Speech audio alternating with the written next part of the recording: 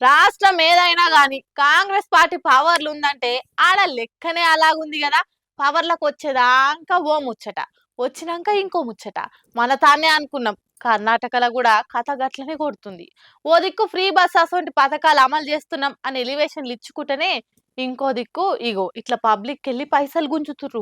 కుడి చేయితోనిచ్చి ఎడమ చేయితోని గుంజుకున్నట్టు చేసుడంటే ఇదే చూడుర్రి. కర్ణాటకలో కాంగ్రెస్ సర్కార్ పెట్టిన ఫ్రీ బస్ పథకం మీద ఇప్పటికే తీరొక్క వార్తలు ఇనొచ్చినాయి. ఒక్కోసారి అయితే ఆ స్కీమే ఎత్తేస్తారన్నట్టు కూడా ముచ్చట్లు ఇనొచ్చినాయి. కానీ ఇప్పుడు కొత్తగా అక్కడి మంత్రే చెప్పిన మాట బట్టి చూస్తే ఫ్రీ బస్ జయంగా సర్కార్కి అవుతున్న ఖర్చు తగ్గించుకునేందుకు బస్ టికెట్ల రేట్లు పెంచుతుర్రట.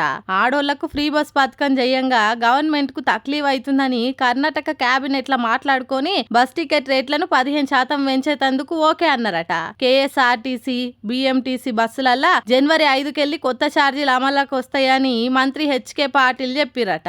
కర్ణాటకలో మహిళలకు ఫ్రీ బస్ స్కీమ్ జయంగా నెలకు 417 కోట్ల ఖర్చు అవుతుందట. అందుకే ఇప్పుడు పెంచిన టికెట్ల రేట్లతోని రోజుకు ఏం తక్కువ 8 కోట్ల ఆమ్దాని అంటే నెలకు 240 కోట్లు వస్తాయని అందాజేసిరట. మరి కర్ణాటకను చూసే ఫ్రీ బస్ అసొంటి స్కీములు ఈడ కూడా దించిర్రు ఇక్కడి కాంగ్రెస్ లీడర్లు. మరి ఆయన ఫ్రీ బస్ పథకంతో రాయితున్న లాసును కవర్ చేసేందుకు కర్ణాటకలో కూడా రేట్లు పెంచిర్రు. ఈడ కూడా పెంచుతామంటారా ఏంది అని డౌట్లు పుట్ల కొద్ది రాబట్టినాయి ఇప్పుడు తెలంగాణ పబ్లిక్. అయినా వద్దంటే ఆగుతారా, ఆగుర్రే అంటే ఇంటరా, ఏం చేస్తారో చూడాలిగా అనుకుంటా ఎదురు చూడబట్టిర్రు జనాలు.